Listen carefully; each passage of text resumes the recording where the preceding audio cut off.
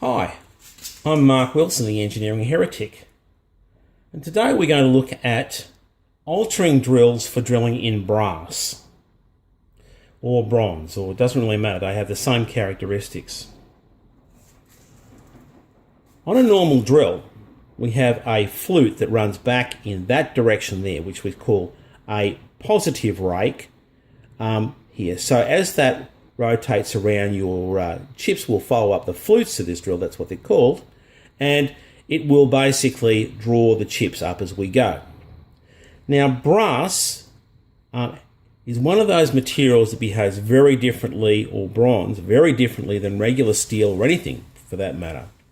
And it tends to bite in and drag itself into the hole, and you have a very real chance of breaking your drill if you try and drill with that drill the way it is.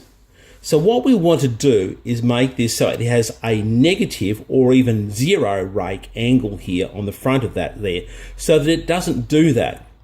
And brass, when you modify a drill for brass, you kind of end up leaving them for brass and not using it for anything else. But you can do it with a stone, but I normally do it with a grinding wheel. So let's turn the grinder on.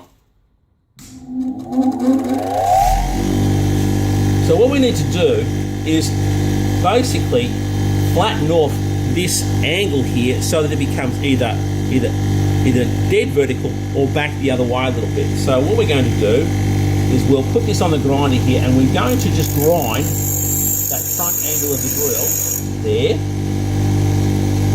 And once again, this side. Okay. And now what we've done is we've changed the configuration of this drill to a negative rate.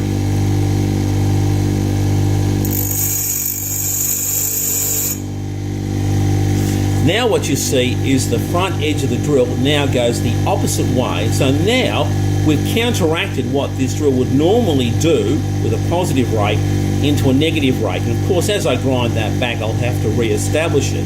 But basically, that now will drill into brass or bronze without actually digging in and snapping my drill. Now, I have done a little bit of grazed this back end here, but that part of the drill really doesn't matter at all. We don't really have to worry about that. I haven't changed the configuration. Let's put the drill back the way it was before, and we'll do a quick little grind here and set this back up the way it was before. So what we'll do is we'll cool this off a little bit, do a little bit of a grind here, and of course you're going to a little bit of a twist, grind that one there, a little bit of a twist,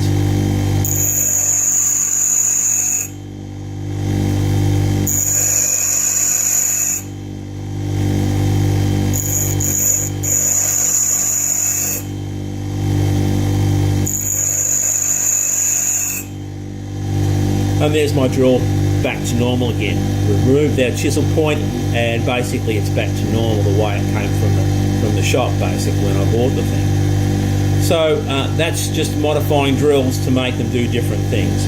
You may even find that even plastic, you may actually need to change the rake angle back the other way so it doesn't dig in.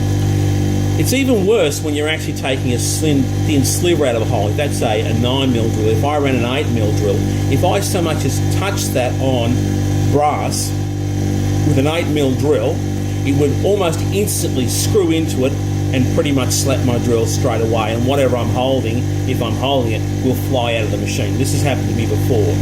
So that's just a way of altering drills to get the best use out of them. And I'm Mark Wilson, and thanks for watching.